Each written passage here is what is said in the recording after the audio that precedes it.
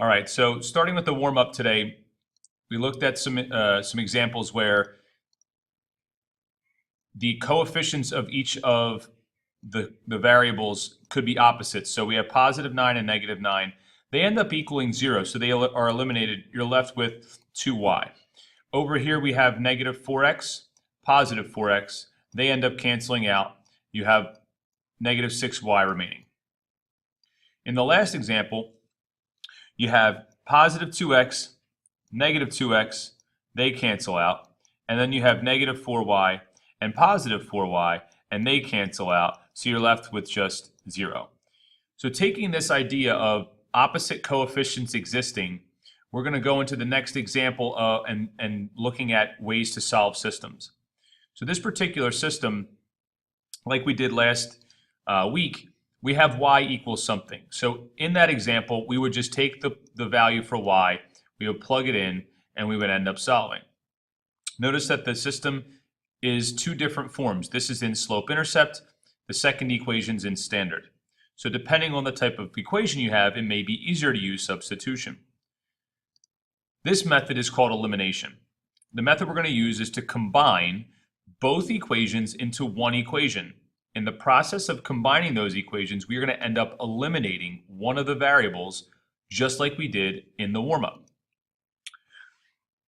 So taking a look, we used to substitute, now we're going to combine and eliminate.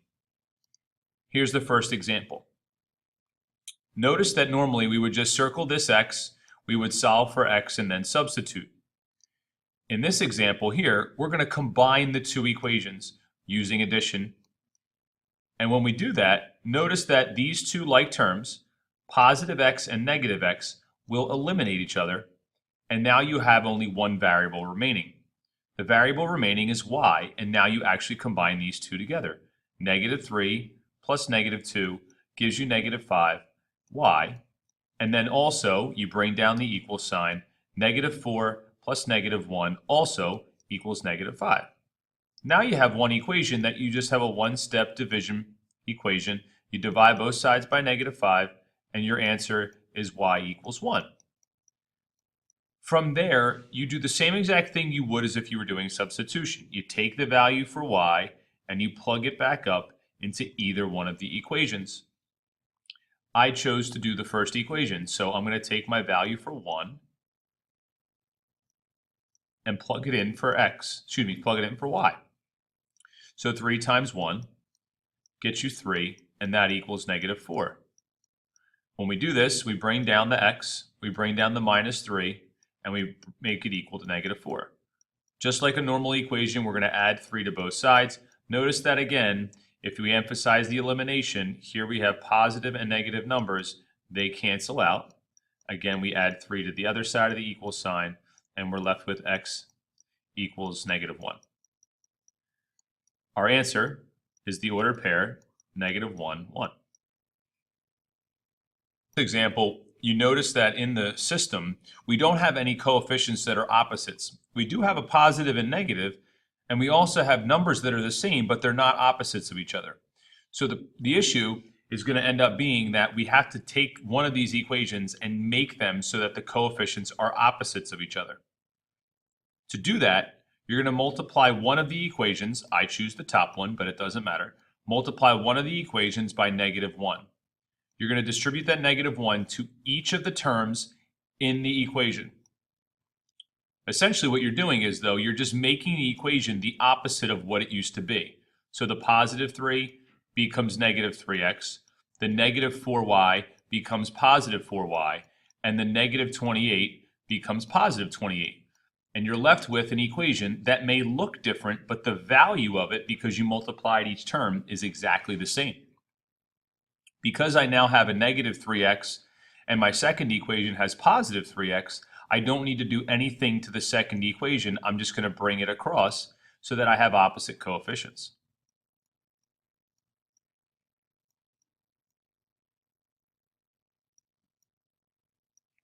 When I do this, I'm going to then combine my equations together and use addition to cancel out one of the variables. In this case, we have our elimination right here. negative 3x, and positive 3x, but now we add the other two. 4 plus 3 gets me 7y. 48, 42, and 28 get me a total of 70, and my answer, after I divide 70 by 7, is y equals 10. To do that, to find the x value, again, I take the x, or the y value, I plug it in to find x. I chose the bottom one, and so my answer is going to be 3x plus 3 times 10, which is 30, equals 42. When I subtract 30 from both sides, I find that 3x equals 12.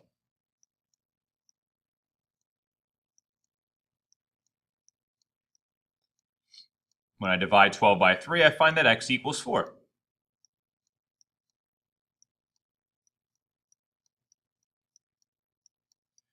So now my ordered pair for this coordinate is 4, 10. The final example is going to take a look at not multiplying an equation by just the -1, but by a different number. Well, if you look at the coefficients of each of the variables, you have numbers that are not the same. You do have a positive and a negative here, though, and the y could be multiplied by something to make it opposite of positive 3. So your first example, or your first strategy, could be to just to multiply this top equation by positive 3. And if you did that, this 3 would get distributed to the y. It would also get distributed to each of the other terms. But this y would be -3, and this y here would be positive 3, so it would cancel out. But that isn't your only option. You could also try to cancel out the x variables. By doing that, here we have a positive 4. This 2 could be multiplied by -2, and you would have opposite coefficients for the x variable instead. I choose to do this one. It doesn't matter which one you do, but I'm going to choose to multiply every term by -2 and see what happens. So -2 times 2 is -4x. -2 times 3 is -6. And then -2 times 10 gives me -20. Because I have an opposite coefficient in my first equation, I need to do nothing with the first. I just bring it across, making the equation look exactly the same as it does in the original.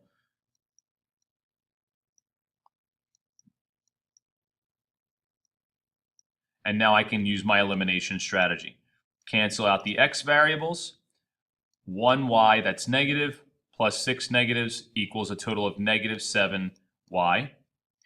Bring down the equal sign. 6 plus -20 is also -14. We divide by -7, and a negative divided by a negative gives me a positive value for y of 2. When I take that 2, I can plug it into any of the equations that I've created.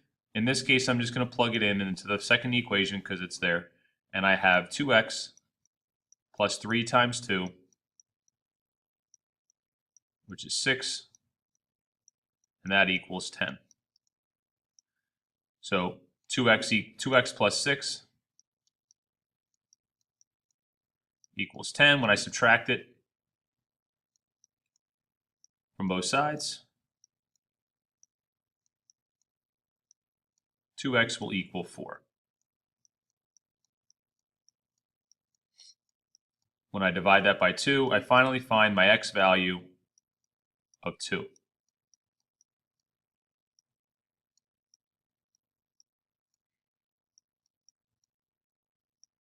And there's your final way to solve a linear system using eliminations.